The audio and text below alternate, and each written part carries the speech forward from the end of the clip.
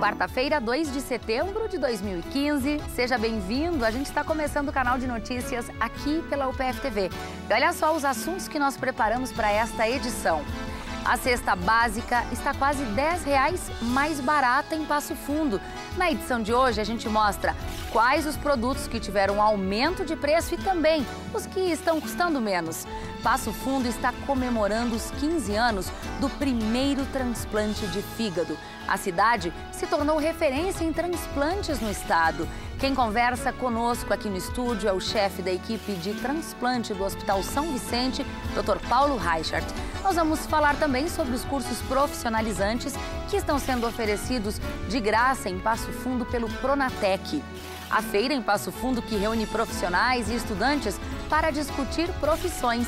E ainda, a gente faz uma visita ao Museu Olívio Otto de Carazinho. São mais de 30 mil peças que contam a história da região e as mais visitadas são as do Museu de Cera. Continue conosco porque você já viu, né? Aqui encontra mais conteúdo.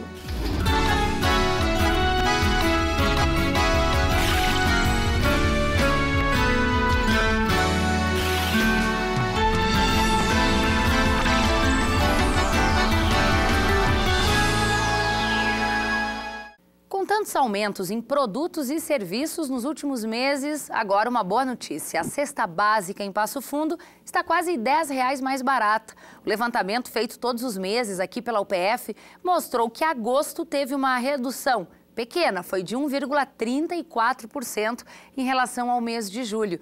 Veja agora o que está mais caro e, é claro, o que está custando menos.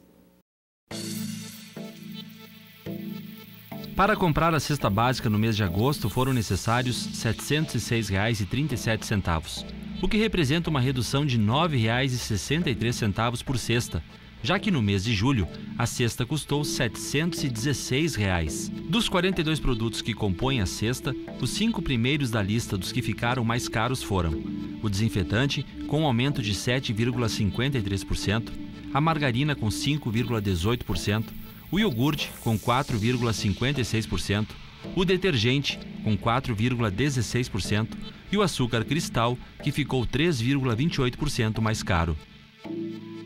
Já os produtos que ficaram mais baratos foram o desodorante com redução de 19,69%, a batata inglesa com 19,21%, o shampoo com 17,36%, a lâmina de barbear com 16,74%, e a cebola, que ficou 12,31% mais barata. Só que o gás está começando o mês de setembro custando mais. A Petrobras anunciou um aumento de cerca de 15% no preço do gás para uso residencial de botijões de até 13 quilos. O valor do botijão, que custava em média R$ 46, com esse aumento deve custar aproximadamente R$ 53. Os novos valores já estão valendo em todo o país. Recomeçar a vida, ganhar uma nova oportunidade para aproveitar a família, para realizar sonhos. Um transplante pode significar esse recomeço. Aqui em Passo Fundo, em 15 anos, mais de 200 pessoas tiveram a vida transformada por causa de um transplante de fígado. E para falar sobre este assunto, nós convidamos o chefe da equipe de transplante hepático do Hospital São Vicente, Dr. Paulo Reichert. Seja muito bem-vindo ao UPF TV. Prazer retornar. 29 anos como professor da Universidade de Passo Fundo, Dr. Paulo, há 15, comemorando aí excelentes resultados. Agora, Dr. Paulo, embora o número de transplantes esteja menor em 2015 do que até então em 2014, o Brasil é uma referência no mundo e Passo Fundo é uma referência no Rio Grande do Sul? O Brasil tem o maior serviço de transplantes renais do mundo. É o segundo país que mais faz transplantes de fígado também no mundo. Nós temos um grande respeito à comunidade transplantadora no meio científico universal. Passo Fundo está muito bem inserido. Nós temos uma das 39 equipes ativas de transplante de fígado no Brasil, uma das poucas que não iniciou, parou e reiniciou. Nós estamos trabalhando de maneira contínua. O transplante de fígado no Rio Grande do Sul existe somente em Porto Alegre ou Passo Fundo. Isso, com certeza, é motivo de orgulho para todos nós. Bom, foram 10 anos de preparação, ou seja, 25 anos atrás, vocês estavam pensando em como fazer os transplantes, uma longa caminhada até chegar a esses números. Tem que acreditar no sonho, né, Thaís? Era uma missão deveras difícil. E depois de 8 anos de preparações, nós estávamos realmente com todas as condições de iniciar e tivemos um enorme entrave político até conseguir a liberação. Pela complexidade do procedimento, a secretária de saúde da época dizia, não, fazer isso no interior não vai dar certo. E foram muitas lutas de políticos locais, e quem realmente deu o empurrão final foi o deputado, não o conhecia, não tenho contato, Paulo Pimenta, mas registro historicamente, ele que conseguiu convencer que o governador de então assinasse a autorização para Passo Fundo transplantar. E em junho nós completamos 15 anos, estamos trabalhando arduamente nesse período. Doutora, a maioria dos transplantes ocorre por causa de complicações relacionadas à cirrose. Essa é uma doença que, na maioria dos casos, pode ser evitada? Sem dúvida. A maior parte dos casos transplantados em nossa região são decorrências da hepatite B e da hepatite C. Então, aí vem uma enorme esperança que chegaram ao país os novos medicamentos da hepatite C. A hepatite C é uma doença em vias de cura. Mas nós temos um local de muitas hepatites B e aí fica o aviso, a maior parte das pessoas que têm as hepatites não sabe. E não sabe numa região que se consome muito álcool junto. Então, as doenças do fígado pioram com essa combinação de hepatite, álcool, e o câncer no fígado, em algumas situações, leva à única opção terapêutica ao transplante. Hoje, a maior parte dos transplantados vão à fila por câncer no fígado. Bom, doutora, por toda a experiência que o senhor tem, praticamente 30 anos como professor também na Faculdade de Medicina da UPF, hoje, o principal desafio a ser vencido, ele é técnico, nós precisamos melhorar questões técnicas para melhorar os resultados dos transplantes, ou o que se precisa mesmo é aumentar o número de doadores? Eu acho que as duas colocações são importantes. É um procedimento altamente desafiante, difícil, a questão técnica tem que sempre evoluir, isso é importante. Mas eu cito os números do ano retrasado no São Vicente, que 27 famílias, e nós conversamos sobre isso, 27 famílias foram questionadas sobre a doação ou não de seus familiares que estavam com o diagnóstico firmado de morte cefálica, e 18, ou seja, 2/3 disseram não. Então, as doações ainda são insuficientes. Esse ano, os nossos números da equipe em Passo Fundo mostram que nós temos um igual número de transplantes a número de óbitos na fila. Então, quando o paciente chega na fila hoje, o raciocínio real, triste, é que a chance dele chegar ao transplante é 50%. 50% já morre na fila.